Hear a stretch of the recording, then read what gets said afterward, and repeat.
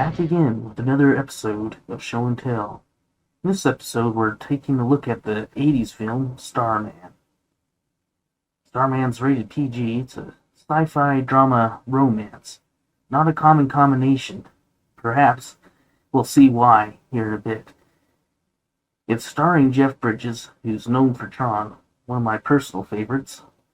There's also Karen Allen, known for Indiana Jones, which, first three movies are great. Directed by John Carpenter, who directed quite a few films in the 1970s and 80s. Most notably, probably the Halloween series. Planet Earth.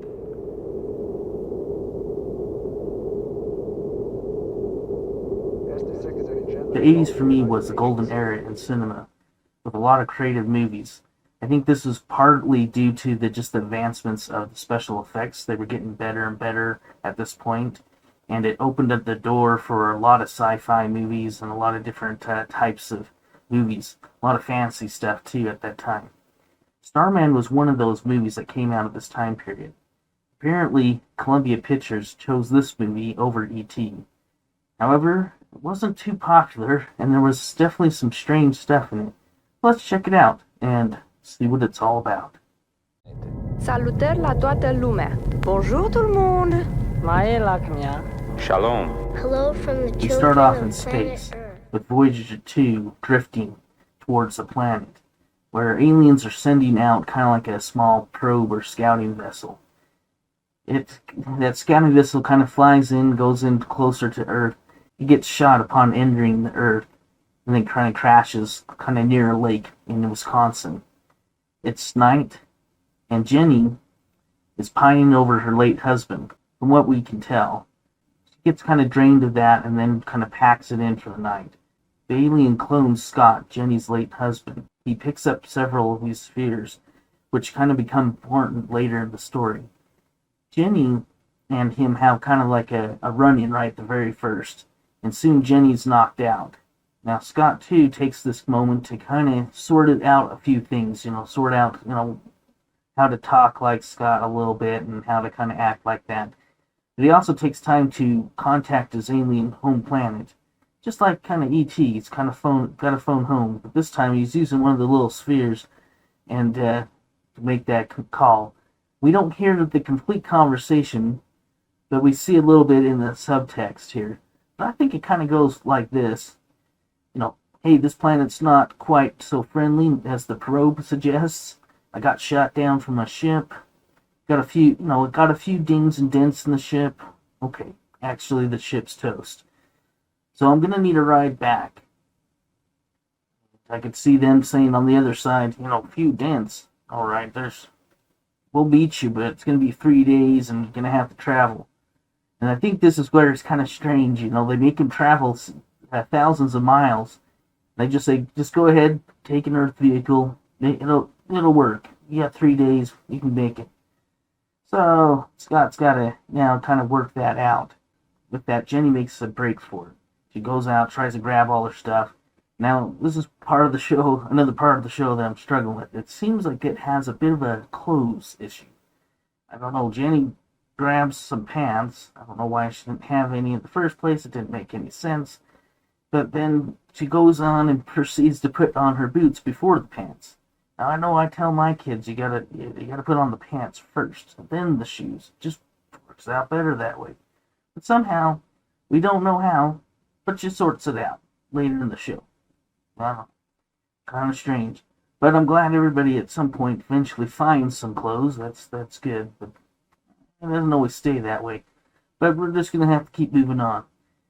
Now, we cut back into the military and science team. So military is kind of looking, they've shot down the craft because, came into Earth, so, you got to shoot it.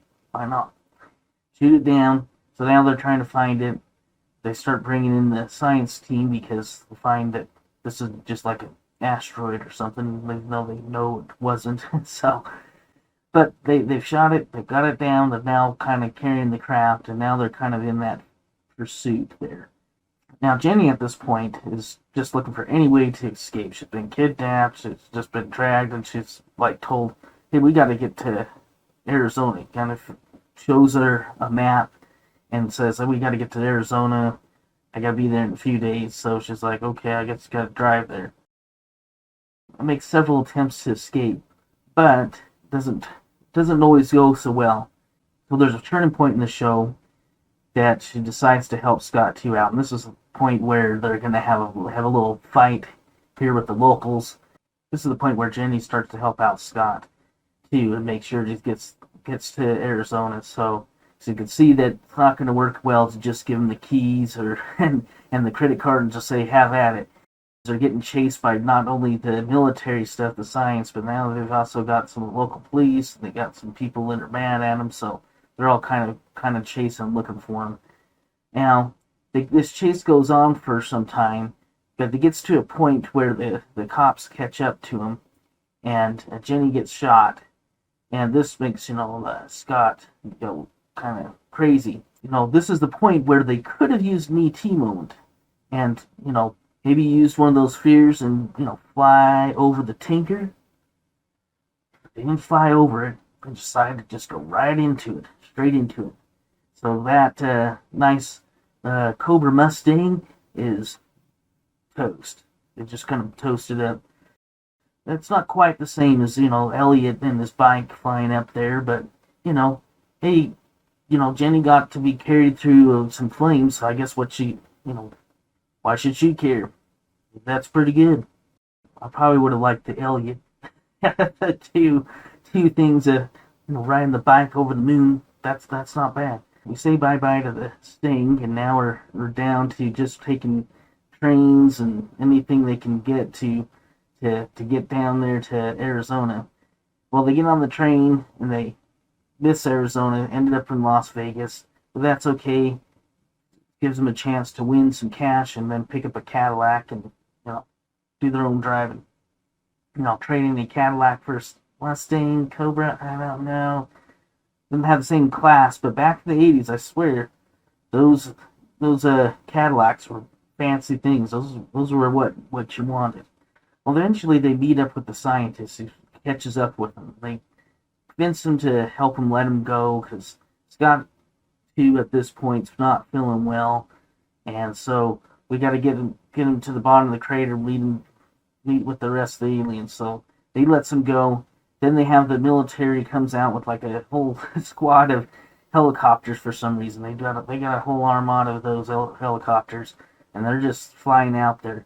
What was funny was as I was kind of trying to figure out, Winslow, I kind of think, heard the song, going to Winslow, Arizona, and I've come close to going there myself, so I thought I'd check it out.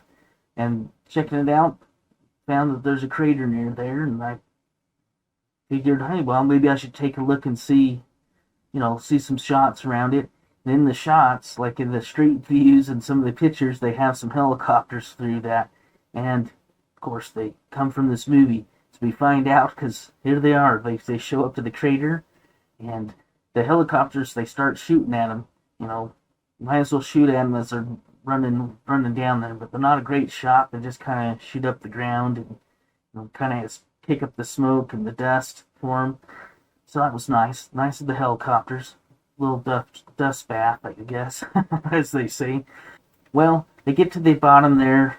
The alien ship comes, and that just kind of halts all the helicopters. Puts a little light beam out, and Scott's got his power back. He's feeling good.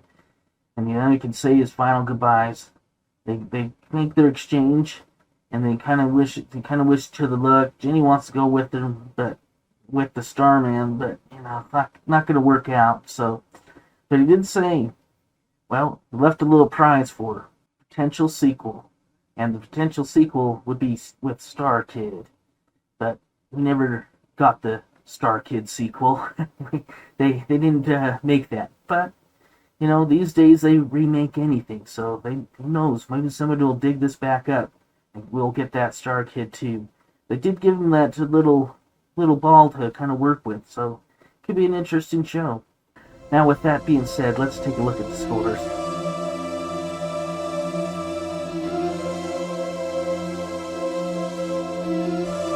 Well, I give this maybe 2 out of 4 stars. It's watchable, but it's pretty strange. The effects are really pretty good for the time. I thought I liked that type of style. Like they had just enough effects that you can you can create the story. It needs a little bit of imagination, but it was, kind of good there. And I kind of think that's better than some of the new stuff that they can go really crazy with it. But, here they kind of have to work with what they got, and they did a really good job with it, I think, and makes it so you can really kind of follow that through. I also thought the music was really great. So the music's good. It complements the movie. They kind of use a little bit of a mix between some contemporary stuff and, the soundtrack to the movie. And the soundtrack, I think, fits, and the themes there work well. I also found that Jeff Bridges captured an alien-like behavior. He definitely acted very alien-like. Kind of reminded me of Data on Star Trek in some cases. Also, sometimes he was very clueless, but then sometimes very knowledgeable. So it's kind of a weird balance they kind of had to get there. Overall, he did a good job of being like an alien, and I hear they got an Oscar nominee for it as well. So it's been pretty good at the time. Now, Karen Allen's character, she had kind of I think she had a reasonable balance between being scared, but also being proactive. So she didn't just kind of get dragged. She got dragged in the part of the movie, but she also took control in part of the movie. So I think she kind of had a pretty good balance in her character as well, and be able to kind of show a range of different emotions as well as different types of reaction. Question is, do you think Columbia Pictures regretted taking this one over E.T.? Well, this one had a budget of $24 million and a return of about $28 million. However, E.T. had a budget of about $10 million and a return of almost $800 million. So, you can't win them all. You just can't. I would think that this movie works as kind of like a background film. I mean, I like the sci-fi elements of it. If I could have ditched the romance elements, I don't think those are two combinations that kind of work well. The rom-com really took off, but sci-fi romance, I don't it's rough on a Star Trek episode, and it's not very good for a whole movie. But check it out if it looks interesting. And yeah, thanks for joining me on another show and tell.